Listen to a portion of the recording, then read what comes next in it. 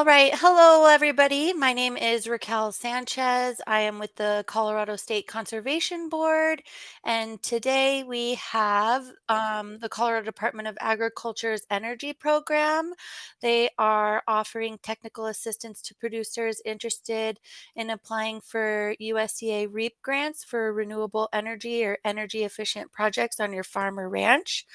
CDA can help apply for the USDA funding, identify other relevant funding sources, and provide technical reports for each potential project. So today we have Kristen Boysen, who is the Managing Director for the Agricultural Drought and Climate Resilience Office, and we have Sam Anderson, who is an Energy Specialist and Program Administrator. They're going to talk about the technical assistance process and discuss how to best reach out to your producers. So I'm going to toss it over to them. Thanks so much, Raquel, and thanks everyone for joining us this morning. Like Raquel said, I'm Kristen, and Sam has joined me today, and we have a couple objectives today. First is to share with you our program, our REAP Technical Assistance Program, and then also talk with you all about how best to get this information and this opportunity out to your producers. And this includes us coming to maybe visit you or go to other events in your community. So I think we already covered introductions. I'll do a really brief overview of CDA's energy program, which is the umbrella program for this specific grant. And then Sam's going to really dive into the details around the technical assistance we can provide for REAP applicants, including details and application process and other assistance. We also have a couple cool project examples to get your brain thinking about potential on your operation or your neighbor's operations. And then at the end, we'd love to just have a discussion about how we can help let producers know we're here to help and leverage you guys as a conduit. We don't have a ton of people here, so feel free to unmute yourself at any time to ask questions or throw questions in the chat. I can monitor the chat as we go. So like I mentioned, we're going to give an overview of our technical assistance that we can provide. And we would love for you to spread the word. We can share these slides. We can share like a pamphlet brochure for you to hand out. We also have a website, obviously. And then we'd like to come out and do a little field tour and visit you all and show off projects that we have funded, that REAP has funded, and talk to producers who are interested in renewable energy and energy efficiency. So many of you probably know about our energy program. It's been around for 2 decades, and we've done a lot of great work. For those of you who don't know, and you're wondering why does CDA have an energy program, energy is a huge cost to our producers in Colorado. We estimate there's more than 440 million direct energy costs a year, which is almost 7% of our total agricultural revenue in the state. There's been a lot of work across the state for commercial and industry and housing to become energy efficient and use renewable energy, but ag is often left out of the conversation. So here at CDA, we want to support our producers by really reducing those direct costs that they have, including their energy costs.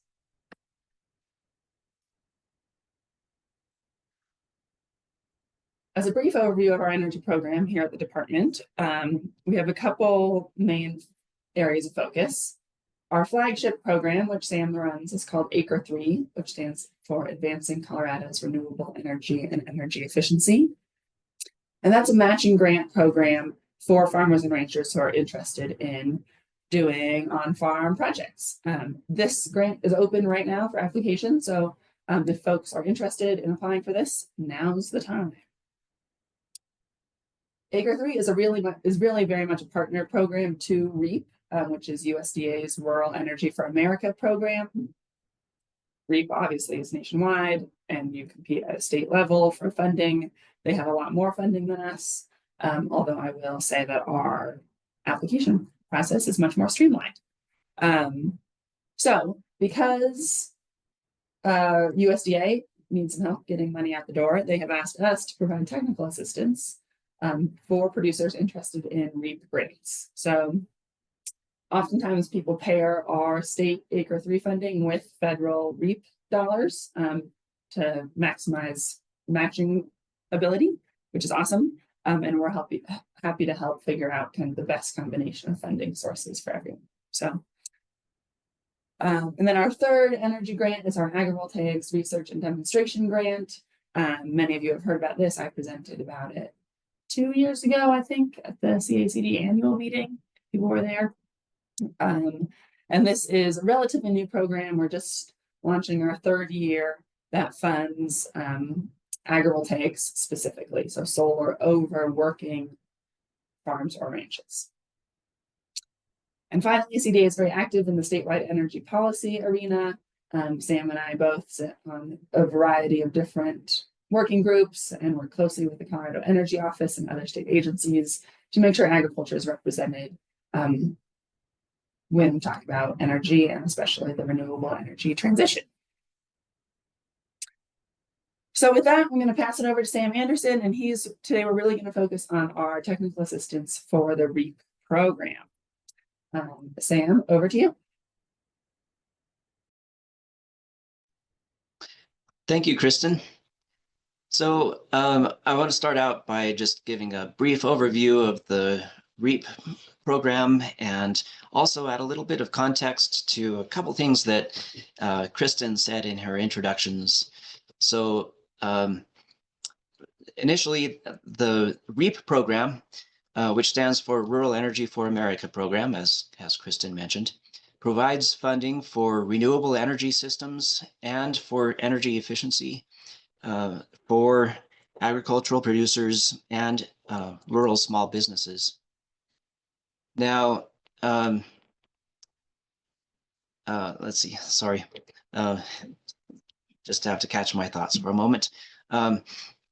So this program can provide either guaranteed loans or grants. The grants are up to 25% and loans are up to 75% of total project costs, or you can do a combo of grants and loans for a total of 75% of project costs. Now, what I want to emphasize in this is that these energy improvements are a way of modernizing the energy infrastructure on farms and ranches and improving the quality of that infrastructure and the performance.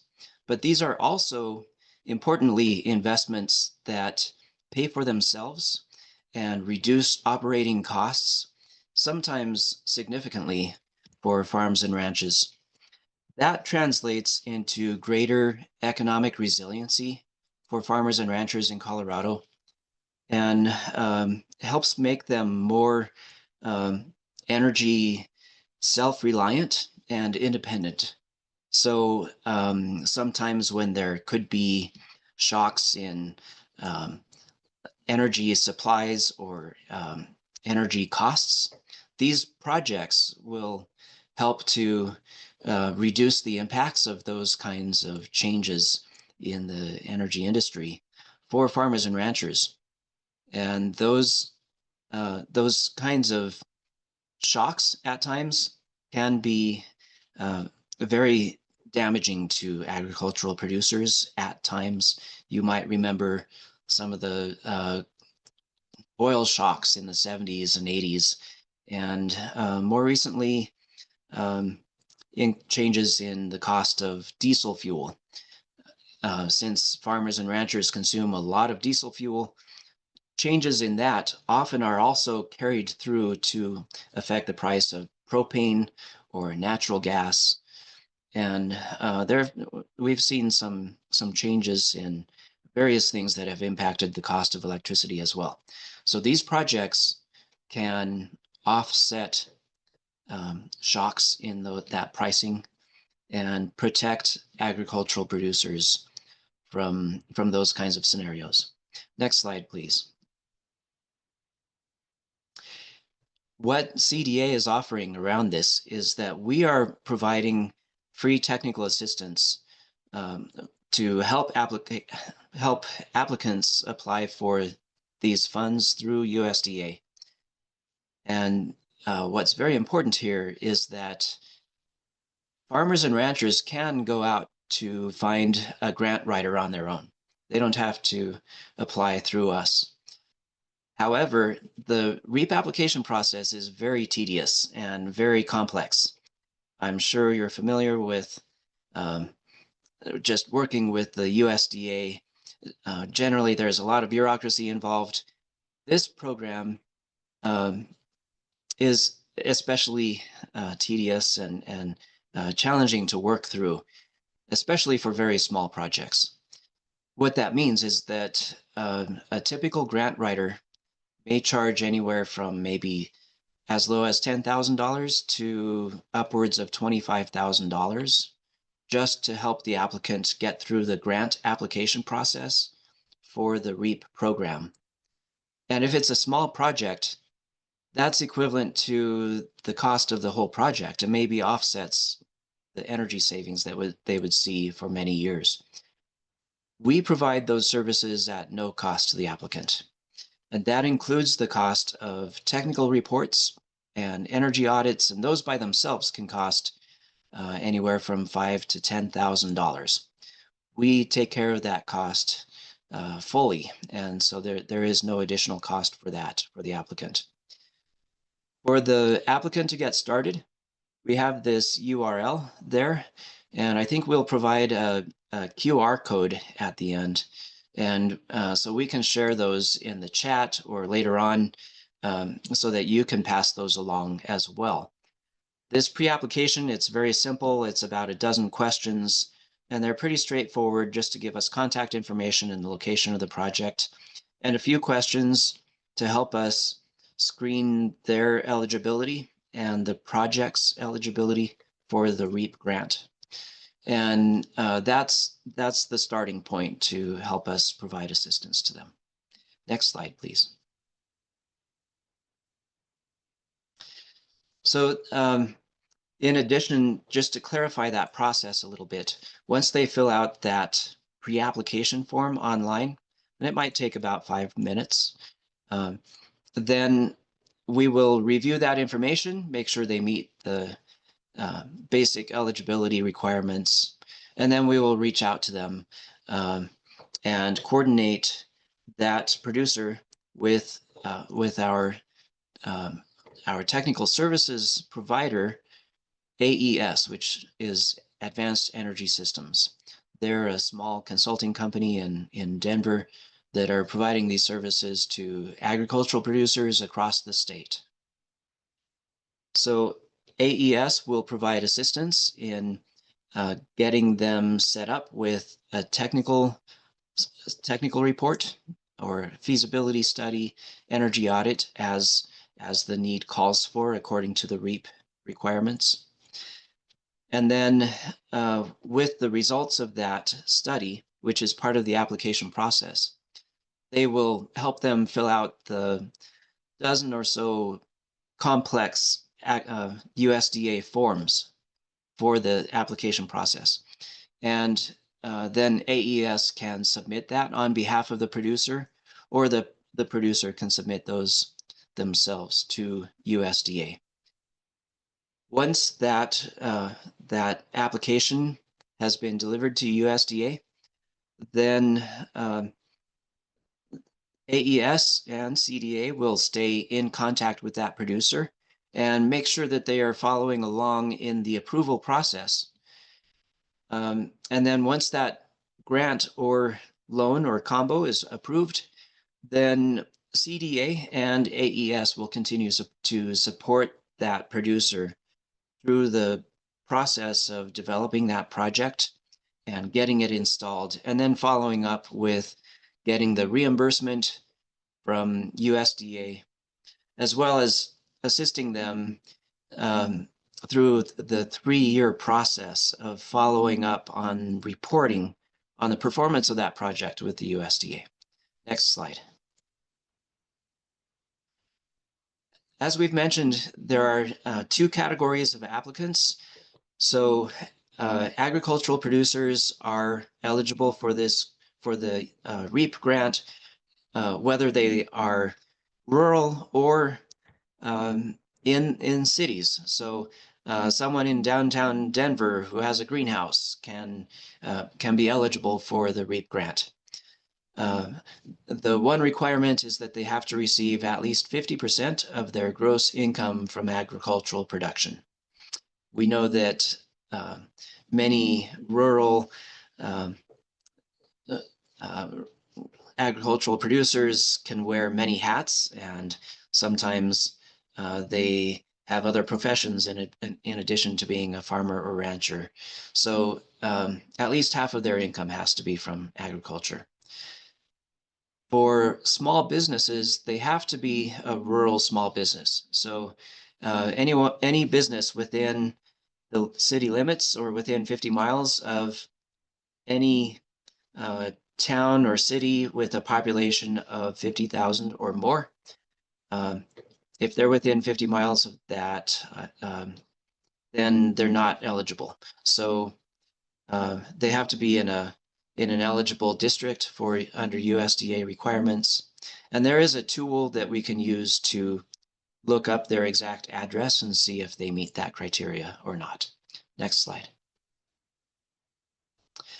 So there are a lot of different kinds of projects that are eligible for REAP grants.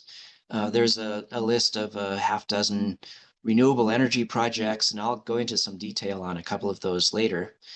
One in particular that we haven't seen very much of until recently is anaerobic digesters on dairies.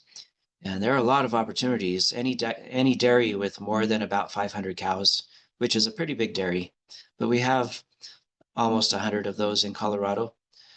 They may have an opportunity to do an anaerobic digester.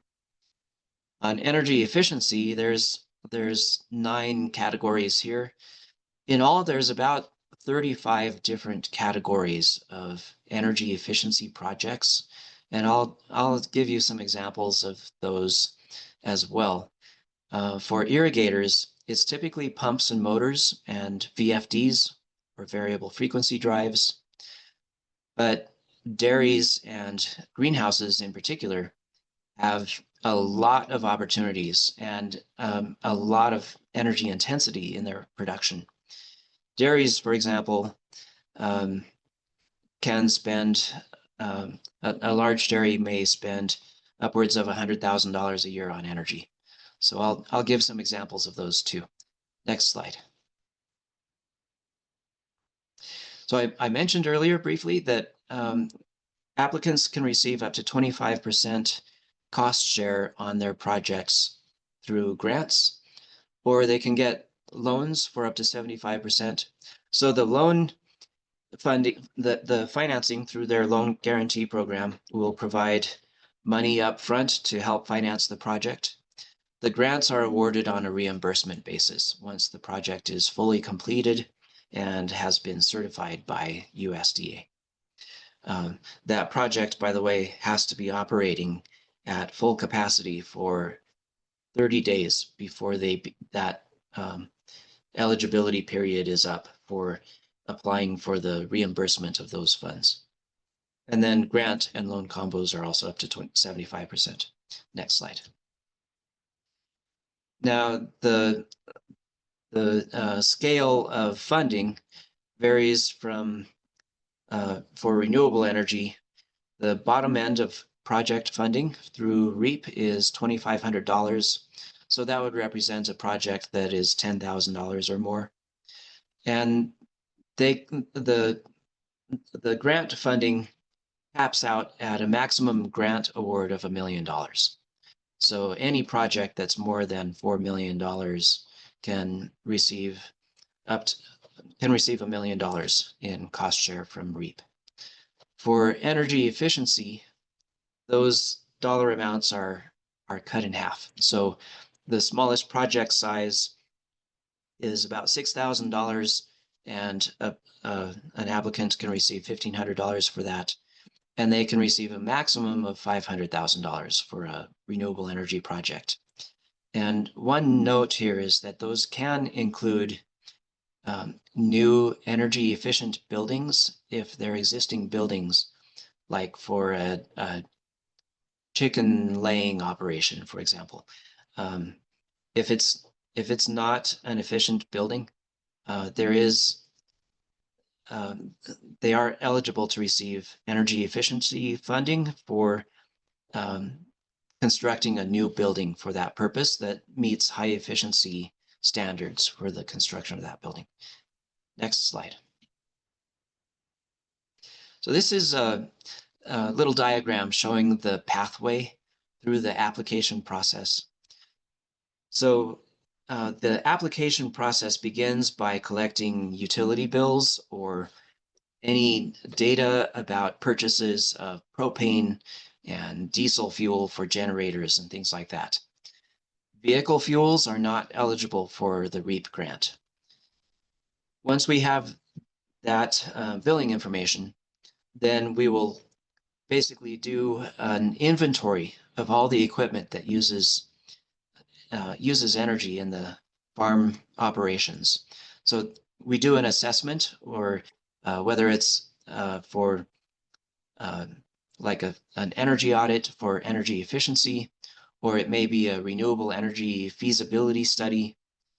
But that assessment then tells us what the economic performance of that project might look like. As part of the energy assessment, we need to know what the project cost will be. And so included in the energy assessment process, we need to get bids for the project. And then those bids are the basis for looking at the energy and economic performance of that project and what the return on investment would be. So then once we have that report, then we go through that long application process of filling out many forms. That includes environmental assessments and many other things. We also have to look at the permitting requirements for the project. So once the application is completed and submitted to USDA, it can take between 2 and 6 months to get the approval from USDA. We can expect about 4 to 6 months typically. Once that letter of approval has been sent to the producer, the applicant from USDA, they can go ahead and start building that project. But it may be another month or two before they get the signed contract. It's very important that they don't spend any money on the project until they receive that letter of approval from the USDA. Once they have that, they can begin the installation, spend money on the project. They'll get the contract from USDA that gives them the period to get the project installed and operating. Once it's been operating for 30 days, as I mentioned, then they can apply for the reimbursement from USDA. And as I mentioned, we will assist the applicant through this whole process. The technical service providers through Advanced Energy Systems and through CDA, we can both provide updates and track this process and provide assistance as needed. Next slide. So I'll run through a few examples of some, the range of the many different kinds of projects that are eligible. And I'll tell you for some context that CDA has done hundreds of these projects over the past 20 years. So we also have done several market studies of the energy utilization market in Colorado in the agriculture sector.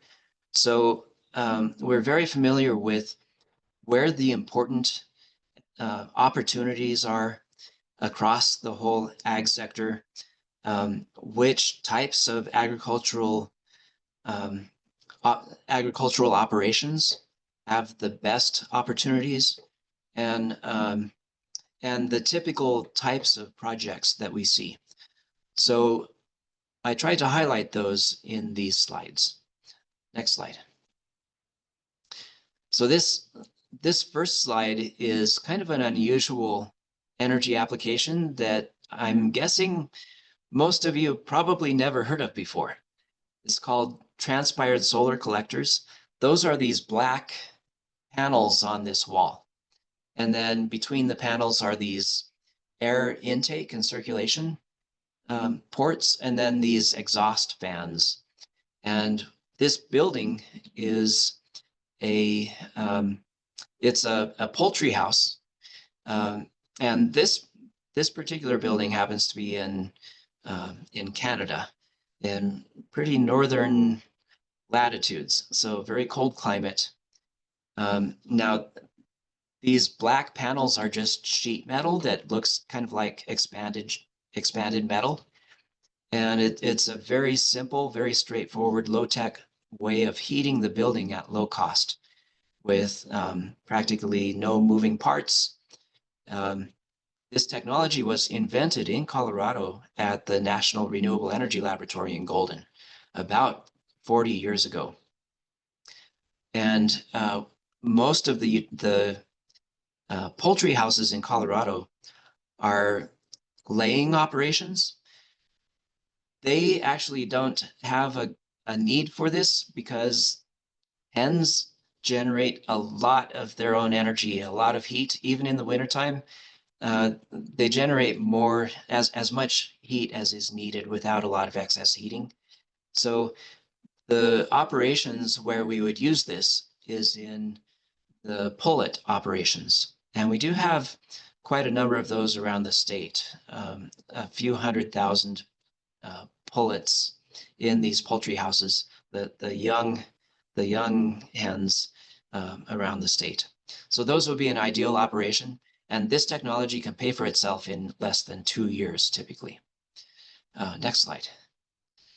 Now, agrivoltaics is another opportunity that we are focusing on and prioritizing at Colorado Department of Agriculture. Agrivoltaics is the integration of solar electricity in crops or livestock operations in a way where the solar can enhance the agricultural production, and they work together. So as an example, the solar can provide shade and relief for livestock in the summertime, can shade their livestock water tanks and reduce some of the evaporation from that.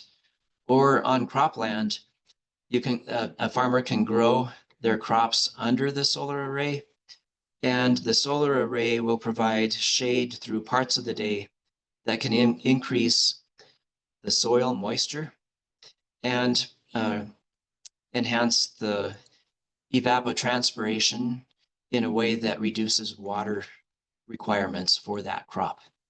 So in a way, there's lots of data of how solar on top of a crop can increase yields, reduce water use, and provide many benefits. And there are opportunities to do that on a larger scale on a farm where that solar array is part of a community solar garden. And the community in rural areas may be subscribers to that. And so they're getting the benefits as if the solar was on their own rooftop, which may not be possible for them if they rent an apartment, for example. So that is also something that CDA is looking into as a new initiative where we will be providing technical assistance specifically for community solar gardens on farms and ranches in Colorado. Next slide. Now, a lot of farmers, irrigators are interested in using solar to offset their pumping costs for center pivots and other irrigation systems. And we have done dozens of these projects, but there are some particular nuances in the economics of these projects that can be very challenging. So I have here the top bullet item is that these can be net metered solar. That means it's still connected to the grid. The solar simply offsets the cost of energy from the utility, but the energy is still connected to the pumping plant. So it's providing energy when the system is running at night and even when it's rainy and cloudy. So the solar is connected just to offset the cost of that pumping, the energy for pumping the water. But that red highlight there indicates that in most rural cooperative utilities, there are some challenges in the way their rate structure is set up that reduces the economic performance of those projects. So we have to pay special attention to those projects and make sure that they are really worthwhile investments and not just a project that will cost more to install that project than it would be if the farmer did nothing at all. So we want that to be a good investment for everybody involved, including the USDA or CDA. And we can combine these with high efficiency motors, variable frequency drives, and upgrading to a more modern, higher performance pump as well. Next slide. Yes, I forgot. That last picture was an example of a VFD. The high efficiency pump is that conical structure on the right. The VFD is that blue box, and then actually the VFD is the white box, and then there's electrical controls in the blue box there. Next slide. Now, adding hydropower for energy recovery in irrigation systems where there's no need to build any kind of hydropower dam or reservoir, anything like that. This is a big opportunity that we have researched, and we've done a couple of dozen of these projects around the state over the past 10 years. This slide, or the map there, all those red dots represent about 5,000 irrigated fields where there is potential to do these agricultural energy recovery hydropower projects. And most of these are flood irrigated fields. These also represent opportunities to convert to sprinkler irrigation that would improve water use efficiency and generate the energy through the hydropower to offset all of the operating costs for that irrigation system. Next slide. So I'll just give you a couple of examples of these projects. This is one example on the Ute Mountain Ute Farm and Ranch Enterprise in Toyac in the Four Corners area. This is one of 10 hydroelectric systems, and we're in the process. We've installed 5 so far, and we hope to be installing the other 5 later this year and next spring. Together, these 5 systems will generate about 700,000, or the 10 systems will generate about 700,000 kilowatt hours of electricity per year. That covers 100% of the energy for operating over 110 center pivots and a state-of-the-art corn mill and a lot of other big operations, commercial operations at their agricultural headquarters there. Next slide. So these are a couple of examples of a different kind of hydropower system where we are powering a T&L irrigation system, which uses a hydraulic drive system on their towers. And in this case, on the left, you can see that that's the kind of black colored device there is actually a water pump with a motor running in reverse. So there's excess pressure or excess flow that's running into that. and driving that pump as a turbine. And then that motor running in reverse acts as like a generator. But in this case, it's connected with that pulley to that yellow box. And the yellow box is the hydraulic pump that powers the whole center pivot.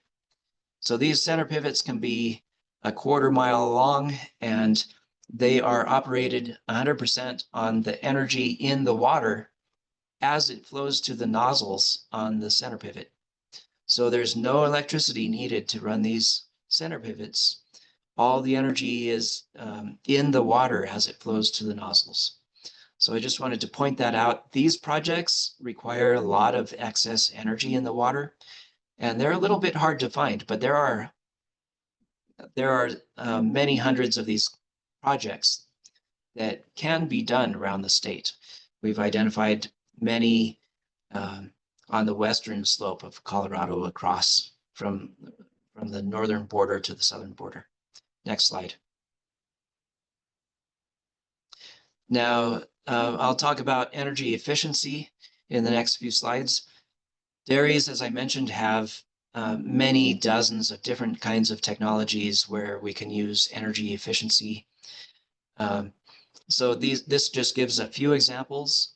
The first one in the center top is a plate cooler, and that will chill the milk using practically no energy. It's just using the cold water that's coming in from the city groundwater, passing through that plate chiller, chilling the milk, taking about, reducing the temperature from about 100 degrees down to maybe 70 degrees, using no energy. And then that water goes to some of the water needs on around the milk barn.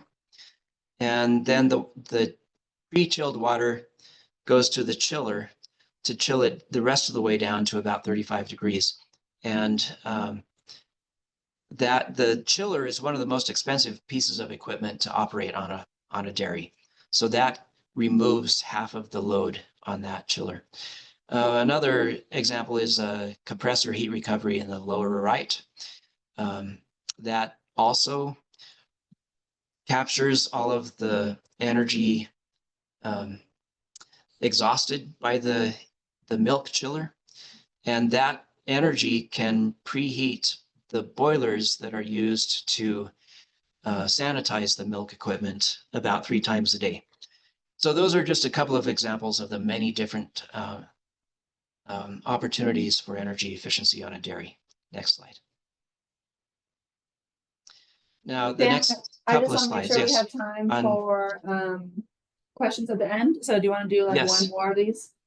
Yeah. So I only have like a minute left to go cover the rest. So these are just on some greenhouse examples. This is one of Colorado's largest greenhouses. These are 2 boiler systems. We upgraded these so that by upgrading to these new boiler systems to heat their greenhouses in the wintertime when they're growing flowers for Mother's Day, these new boilers use half as much natural gas as their old boilers. And we've done the same kind of boilers in other greenhouses that use propane. So you can imagine the energy cost savings and the reduced impact on climate change from these systems. Next slide. So this is the same kind of thing on a small scale. This is a unit heater that is double the efficiency of the old heaters. And so it's saving a lot of energy costs for this farm. Next slide.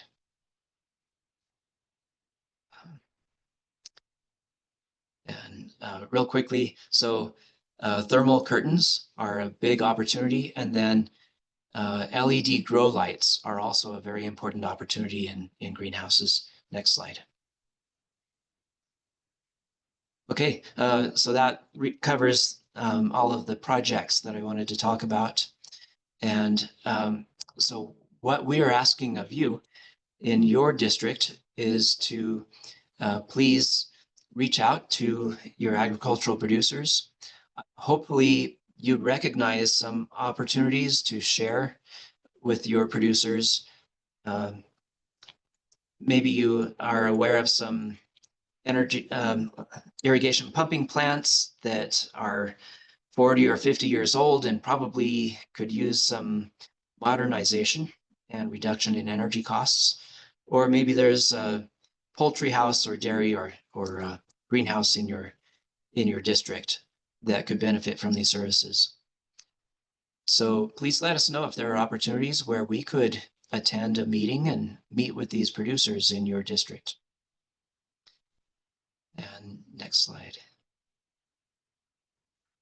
Kristen has added some contact information for us. And then we have these QR codes. So on the left is for CDA's services to help with the REAP application. On the right is for Tri-State. And Tri-State is working with all of the rural co-ops across Colorado. And they're focusing on rural small businesses. CDA is focused just on the agricultural producers. And then Tri-State is also helping with irrigation, energy efficiency, and renewable energy projects.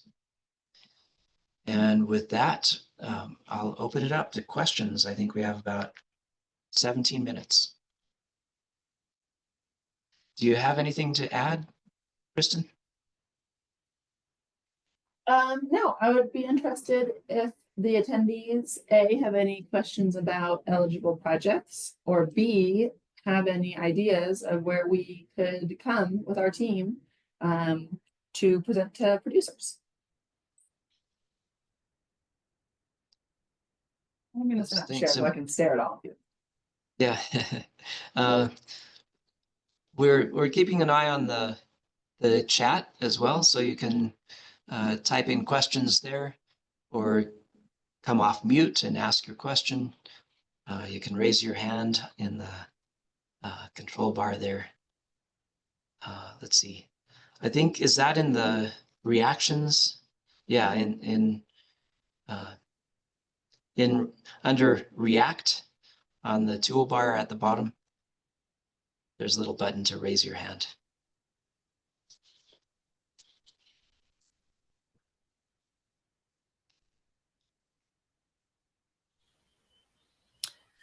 You did so good.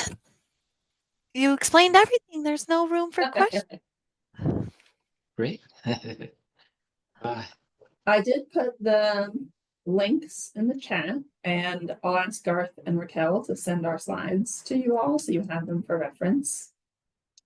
But like I said, this is a grant that we received from USDA to provide technical assistance to producers. So it's not, we won't be able to do it forever, but we have a couple years here where we can help people who are interested.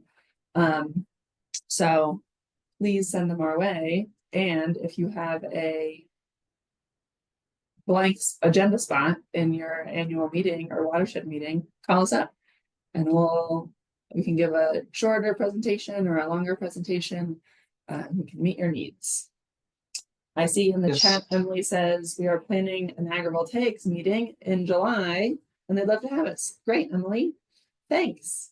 I'm working with Nikki on those, so I'll connect with you. And that would be wonderful. Appreciate it. Yeah. Great. And I see that there's someone from the district with Mosca Hooper down in the sand dunes area. The pictures of the greenhouse with the LED lighting and the energy curtains are right there in Mosca. That's a let's see, that's a potato seed growing operation, and so there are lots of great opportunities around San Luis Valley. They have distinct needs from many other parts of the state that are pretty common among many of the producers throughout that area. And we've gone down there to do a number of presentations there. I was there just in February to talk with irrigators across the valley. And we we've done a number of projects down there. So we're happy to come down and meet with with some of your producers as well.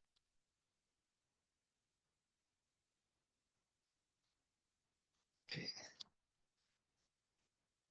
I see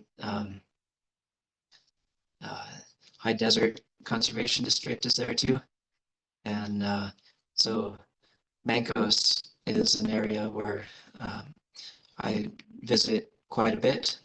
And so there are some opportunities that people that we've worked with in that area as well. I actually came up with a question. We have producers in our area who we know have been approached by like energy co-ops locally or Excel or something like that to install solar panels on their property. There seems to be kind of conflict around they want to just fence it off. So the producer kind of loses access to it, and those contracts from them are very hard to navigate. Do you guys know of any resources for landowners in navigating contracts for solar panel fields? Yeah, so if I understand your question right, you're talking about third parties who want to own and operate a solar garden on their land. So they're basically leasing that land for the solar. Now, agrivoltaics would be the response to that, because like you indicated, what they're talking about is removing that land from agricultural production, if it is agricultural land, and converting that to solar. And doing that basically removes that land from any other use other than solar for 30 to 60 years, maybe longer, depending on how long, 30 years is the life cycle of a solar array. And if they renew that, that could extend out to better part of a century. Now, just putting solar on the ground and basically sterilizing the soil underneath it so that weeds don't grow up and shade those panels would not be economical for anybody.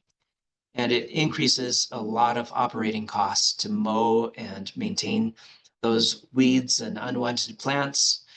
So most of those third parties sterilize the soil, and it's not what any of us in agriculture want to see.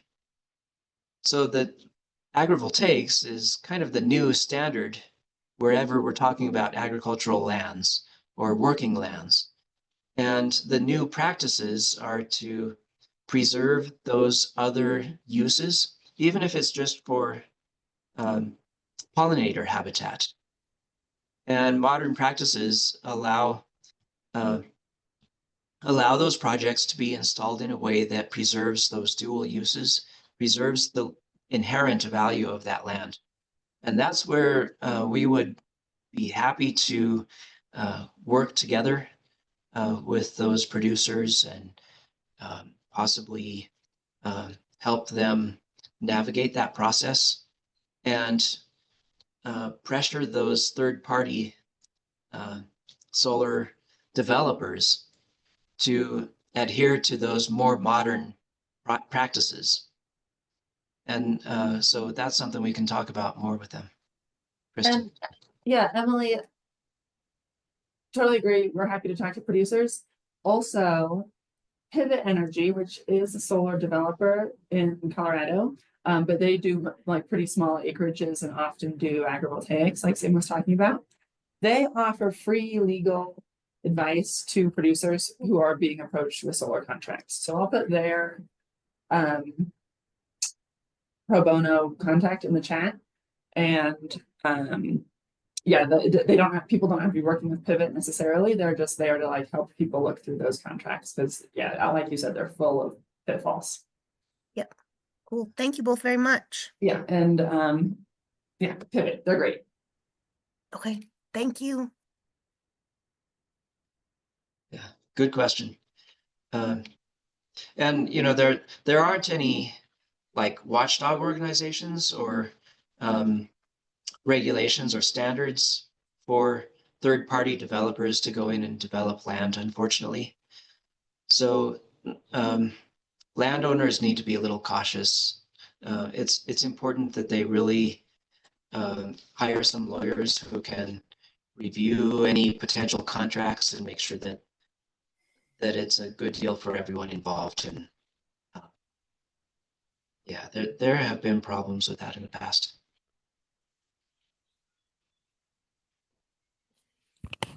Thank you, Sam. Does anybody else have any questions for Sam or Kristen? Well, I'm going to stop the recording. I put my email in the chat. Please reach out if you have follow-up questions or questions about any of our energy programs. And send producers our way. They don't need a fully fleshed out project to get our help. We'd love to help people at any stage of project development. So thank you so much for listening to us this morning. And happy Wednesday. Yeah, thank you all for coming.